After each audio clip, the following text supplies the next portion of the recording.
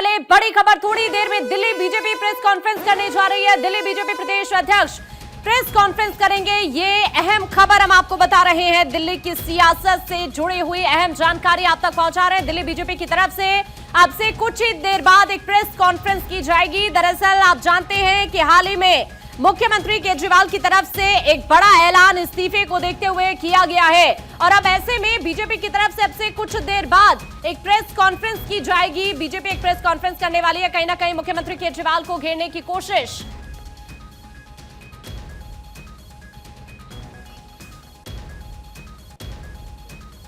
या फरवरी में चुनाव हो, अब केजरीवाल दिल्ली के मुख्यमंत्री कभी नहीं बनेंगे।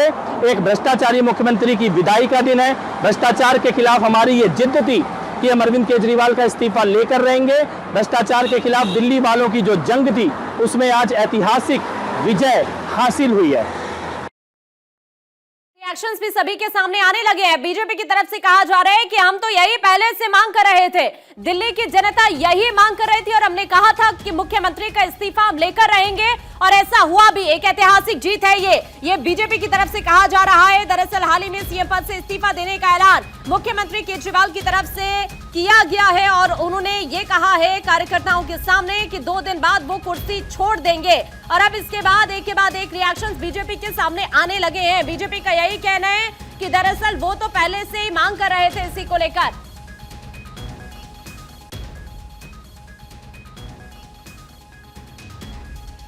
और इस वक्त मजिंदर सिंह सिरसा हमारे साथ जुड़ गए हैं, बीजेपी नेता हैं। आप, बहुत स्वागत है सर आपका। सर, केजरीवाल के ऐलान के बाद क्या कहेंगे आप? देखिए, उन्होंने ऐलान नहीं किया, माननीय सुप्रीम कोर्ट ने उनको बाध्य किया है कुर्सी छोड़ने के लिए। जब माननीय सुप्रीम कोर्ट अपने बेल में ये लिख दे, बेल ऑर्डर में कंडीशन डाल दें कि आप मुख्यमंत्री की कुर्सी पर नहीं बैठ सकते, आपको फाइल नहीं साइन कर सकते, तो फिर क्या रह गया? तो सुप्रीम कोर्ट ने बाध्य किया उनको। और अगर उन्होंने छोड़नी होती तो तभी छोड़ देते, जब जेल में जा रहे थे। कह रहे मैं छोड़ूंगा नहीं, मैं तो नहीं छोड़ूंगा, मैं तो कुर्सी पर बैठा रहूंगा। और फिर यहाँ तक कहा कि मैं दिल्ली के लोगों से फरमान लूंगा, बेल या जेल। तो लोगों ने कहा जेल, 7 की सीटों हराकर बेल की जगह जेल फरमान सुनाया दिल्ली के लोगों ने।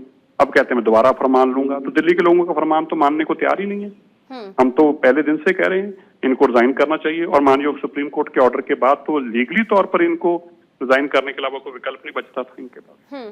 लेकिन सर इस टाइम क्यों? अब तो अभी हमने देखा कि थोड़ी बहुत हम कह सकते हैं कि जमानत की जानकारी राहत के तौर पर केजरीवाल के लिए सामने आई कोर्ट की तरफ से, और अब ऐसे में जब उन्होंने पिछले लंबे वक्त तक सरकार जेल के अंदर से चलाने की कोशिश की, अब इस्तीफा दे रहे हैं, इसके पीछे आपको क्या मंशा नजर आती है उनकी?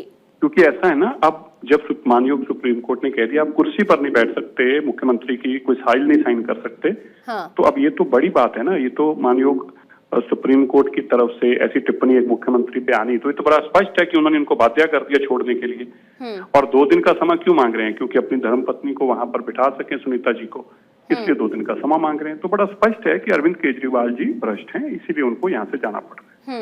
लेकिन सर क्या ऐसा तो नहीं है ना कि वो ये प्रिटेंड करने की कोशिश कर रहे हैं कि सीएम पद की उन्हें चाह ही नहीं है और इसीलिए उन्होंने इस बात का ऐलान किया है?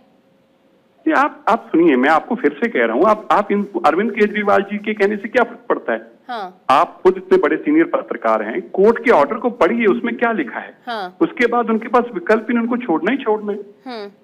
तो इसलिए ये कहना गलत होगा कि वो बताने की कोशिश करें, कुछ उनके पास विकल्प ही नहीं है। जब बात खत्म हो गई, जब माननीय सुप्रीम कोर्ट ने कह दिया कुर्सी पर बैठ नहीं सकते, फाइल साइन नहीं कर सकते, तो फिर क्या करेंगे? जाना ही पड़ेगा।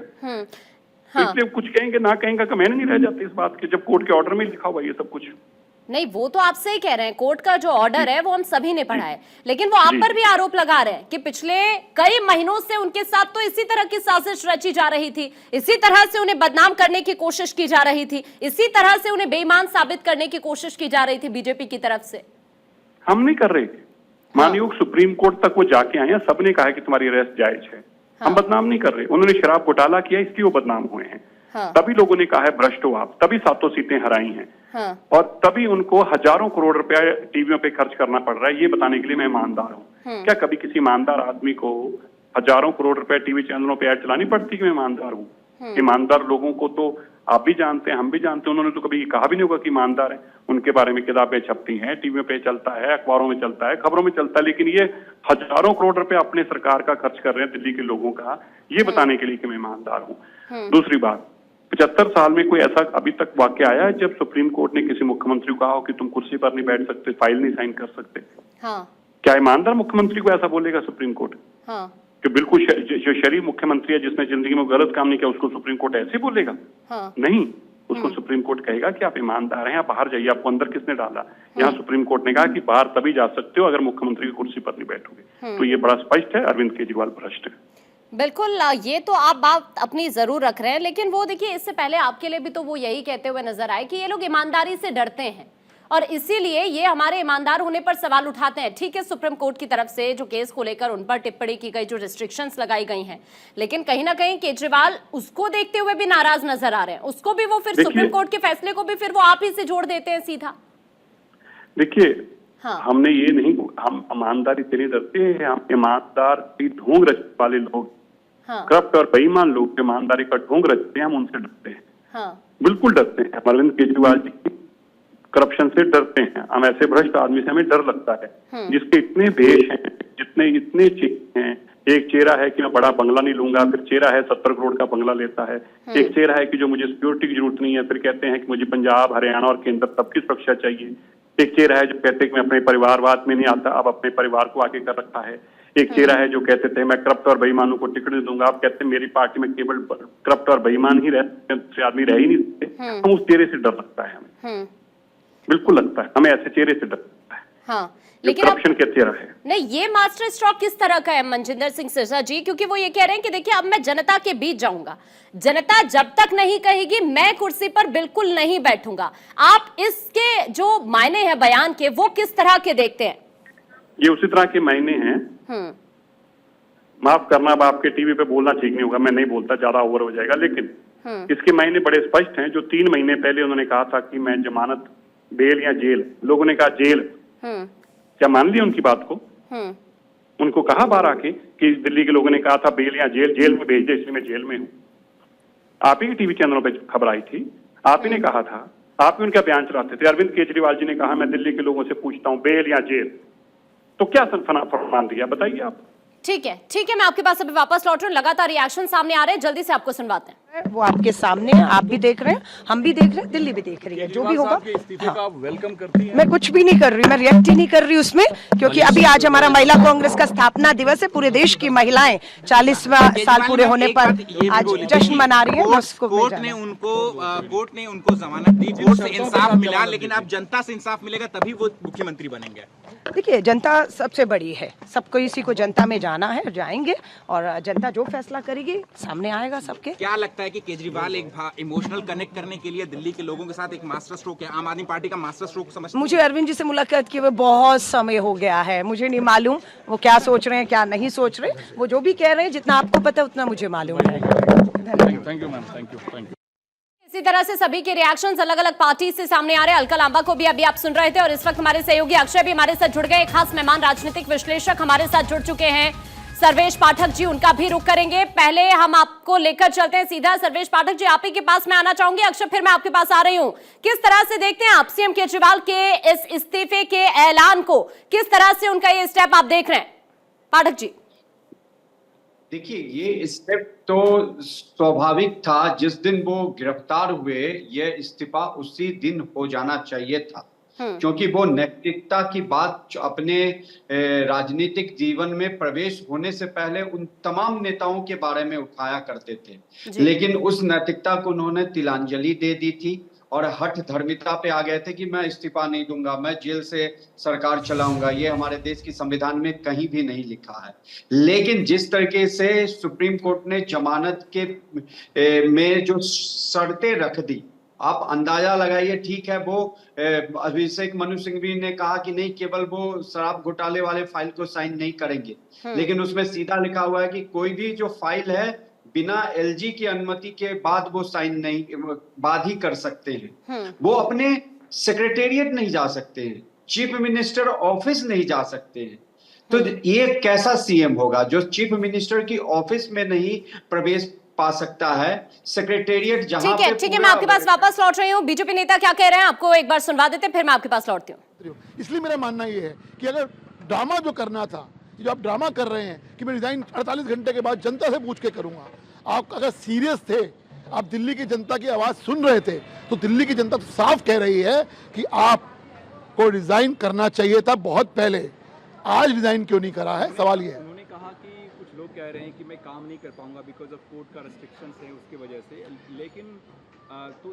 लेकिन मैं चाहूंगा कि इलेक्शन कमीशन से मैं अनुरोध करूंगा कि महाराष्ट्र के साथ ही दिल्ली का चुनाव हो, साथ में हो और जल्दी से जल्दी। 6 महीने से आज जब वो जेल में थे तब उनको दिल्ली के कामों की याद नहीं आई है। दिल्ली का काम ठप है, दिल्ली में जो विकास है वो हो नहीं रहा है, कोई बैठक नहीं हो रही है, कुछ नहीं हो रहा है। उसके बाद आपने रिजाइन नहीं किया है। आज चूंकि सुप्रीम कोर्ट का वर्डिक्ट आ गया है कि आप कोई भी बैठक नहीं कर सकते हो, तो आपका मुख्यमंत्री पद पे बने रहने का कोई औचित्य नहीं है। ये साफ साफ दर्शाता है। इसलिए जो ड्रामा है कि मैं लोगों से पूछूंगा चुनाव जल्दी हो जाए, भारतीय जनता पार्टी चुनावों के लिए तैयार है।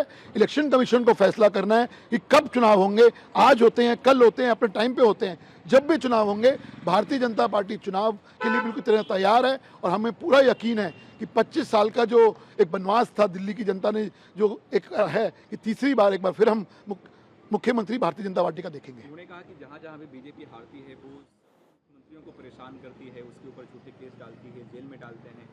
एग्जाम्पल दिया ममता बनर्जी का, हेमंत सोरेन का, खुद का अपना। देखिए ये सिर्फ ड्रामा है और कुछ नहीं है। लोकतंत्र खतरे में जब आया था जब आपके कोर्ट आपके खिलाफ फैसला देता है, लेकिन वही लोकतंत्र की जीत होती है जब आपके पक्ष में फैसला होता है। इसलिए मेरा मानना ये है कि सब कुछ है, ये सिर्फ ड्रामा है। आज दिल्ली की जनता सवाल पूछ रही है कि पिछले 6 महीने से दिल्ली का विकास कार्य ठप है आपके जेल में होने की वजह से, और अब आप चूंकि बेल पे बाहर आए हैं और कोर्ट ने सख्त टिप्पणी करी है और सख्त फैसला दिया है कि आप कोई फाइल साइन नहीं कर सकते हो, आप सेक्रेटरीट नहीं जा सकते हो। इसलिए ये सब कुछ जो है एक ड्रामा है और कुछ नहीं है। आपको अगर रिजाइन करना था तो आज क्यों नहीं किया, सवाल ये है। बीजेपी की तरफ से यही सवाल उठाए जा रहे हैं कि 2 दिन का वक्त आपने क्यों लिया है? अगर आप रिजाइन करना चाहते थे तो आपने आज ही रिजाइन क्यों नहीं किया है? वैसे तो आप दिल्ली की जेल से ही सरकार चलाना चाहते थे, लेकिन अब आपने इस्तीफे का ऐलान कर दिया। इसके पीछे बीजेपी कह रही है कि ये सिर्फ और सिर्फ ड्रामा है। बीजेपी का इसी तरह से रिएक्शन सामने आ रहा है। बीजेपी इसे एक बड़ी जीत के तौर पर भी देख रही है कि हम तो बहुत पहले से यही कह रहे थे, और जो सुप्रीम कोर्ट की तरफ से रिस्ट्रिक्शंस लगाई गई हैं उसी की वजह से अब केजरीवाल को इस्तीफा देना पड़ा है। बीजेपी का सीधे सीधे यही स्टेटमेंट है। हमारे साथ अक्षय भी जुड़े हुए हैं, एक बार अक्षय का रुख करते हैं, फिर जो खास मेहमान हमारे साथ जुड़े हुए हैं उनका मैं वापस से रुख करूंगी। अक्षय, वहां पर क्या हलचल है इस वक्त?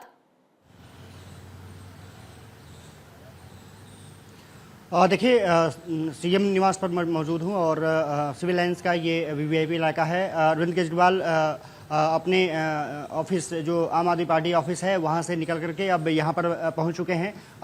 ये आप तस्वीरें आप देख सकते हैं। सीएम निवास का मुख्य गेट बंद कर दिया गया है। अमूमन कभी कभी ये गेट खुलता है जब कोई वीवीआईपी आता है। अरविंद केजरीवाल के साथ जो पंजाब के सीएम हैं भगवंत मान वो भी मौजूद हैं और पार्टी के कुछ वरिष्ठ नेता भी उनके साथ यहां पर पहुंचे हुए हैं। अब मंत्रणा जारी है कि किस तरह से आगे बढ़ना है, क्योंकि अरविंद केजरीवाल ने इस्तीफा का ऐलान कर दिया है कि वो 2 दिन बाद इस्तीफा देंगे। तो इससे पहले तमाम जो फॉर्मेलिटीज़ हैं वो पूरी की जाएंगी। किसको सीएम के रूप में बनाना है ये तय किया जाएगा और ये माना जा रहा है कि जो उनके पास समय बचे हैं और किस तरह से मनीष सिसोदिया और अरविंद केजरीवाल किस तरह से जनता के बीच में जाएंगे उसकी प्लानिंग भी तैयार निश्चित रूप से 2 दिनों में कर ली जाएगी। आम आदमी पार्टी अब निश्चित रूप से चुनावों की तरफ देख रही है और यही वजह रही है कि अब अरविंद केजरीवाल ने इस्तीफा का ऐलान किया है। हालांकि वो 2 दिन बाद इस्तीफा देंगे, इसलिए बीजेपी सवाल उठा रही है कि वो तो पहले से चाहते थे कि जब जेल गए थे उसी समय उनको इस्तीफा दे देना चाहिए था, लेकिन अब जब उन्होंने इस्तीफा देने का ऐलान किया है तो दिल्ली के लोगों की जीत है, ये हमारी जीत है, ये ऐतिहासिक विजय है हम लोगों की,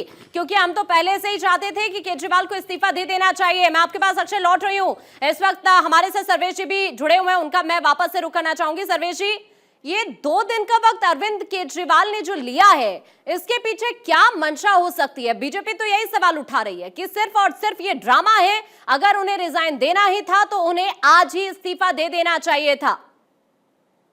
देखिए आकांक्षा जी, बीजेपी जो कह रही है ठीक कह रही है, लेकिन उसमें सबसे बड़ी बात है कि बीजेपी खुश क्यों हो रही है। हाँ। क्या बीजेपी ग्राउंड पे है, काम कर रखी है जो वो ये चुनाव जीत लेगी? तो बीजेपी को चाहिए कि अपना जो काम है वो उस पे फोकस करे, ना कि अरविंद केजरीवाल आज इस्तीफा दे, कल इस्तीफा दे। मान लीजिए 2 दिन बाद ही अरविंद केजरीवाल इस्तीफा दे देता है तो क्या जरूरी है कि अगले 1 महीने में चुनाव हो जाएगा? ये तो इलेक्शन कमीशन तय करेगा। और क्या बीजेपी तैयार है उसके लिए? वो तो कह रहे हैं, लेकिन जैसी स्थिति अभी संभली है, जो बारिश में उनके एमपी नदारत रहते हैं, और फिर ठीक है राज्य सरकार का सब्जेक्ट होता है पानी का, लेकिन आपकी भी तो कोई वो ये होनी चाहिए रिस्पॉन्सिबिलिटी। दूसरी बात, सबसे बड़ी बात है कि ये एक ड्रामा है और कुछ नहीं है। आप देखिएगा वो एक सर्वे आएगा जिसमें कहा जाएगा कि नहीं, पूरा आप कार्यकाल ट्रम्प पूरा करिए। 2 दिन पहले ममता बनर्जी जी ने भी कहा था कि मैं इस्तीफा देने को तैयार हूं। अगर आप इस्तीफा देने को तैयार है तो तुरंत दे दीजिए ना, 2 दिन क्या समय क्यों ले रहे हैं?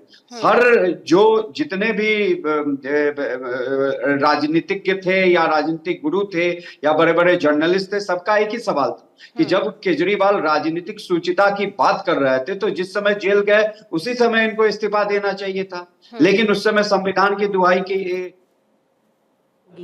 अब वो ये मामला कोर्ट में तो बहुत लंबा समय चलेगा। कोर्ट तो हमें सिर्फ बेल दे सकती थी और कोर्ट ने वो बेल दी और इसके लिए कोर्ट का बहुत शुक्रिया।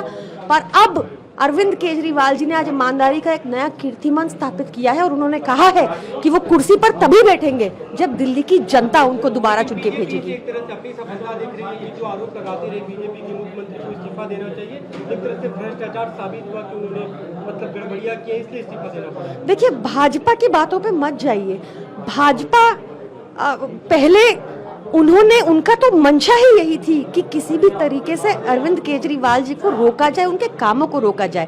पर अब अरविंद केजरीवाल जी खुद दिल्ली की गली गली में घूमेंगे, खुद जाएंगे, खुद इंश्योर करेंगे कि दिल्ली की जनता का कोई काम ना रुके, जैसे पहले भी कभी नहीं रुका और अब भी कहीं ना रुके।